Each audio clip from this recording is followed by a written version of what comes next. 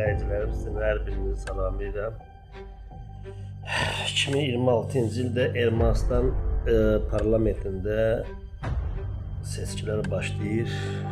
Paşinyan rəqibi 3 dənə şəxsdir. Cavan oğlandır biri, ağlı iki oğlandır. Paşinyan özüdür və bir də digər bir şəxsdir. Amma burada Paşinyanla seçilir. Statistikaya görə Paşinyan uzuza bilər. Amma burada əsasən yəni də Paşinyanı seçmək istəyirlər. Mənim hissimə görə burada o cavan oğlan reytingi üstün olacaqdır. Amma bir şey də var ki, bu seçki ərəfələrində böyük qarşıdurmalar, hətta bir deputat məclisdə ürəyindən gedib və yıxılmaq, xəsarət almaq və eyniliklə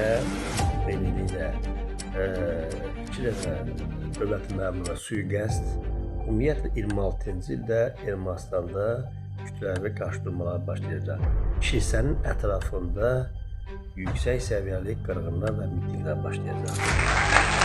Ona görə bir də burada əsas da rol oynayan bir dənə qadın da gözümə görünür. Qadın da elə bir kilsənin ətrafında toplaşaraq hal-hazırda Paşinyana qarşı yüksək təzyiqlər davranacaqdır. Və partlayışlar, iki yerdə büyük partlayış olur. Bina partlayışları gəlir.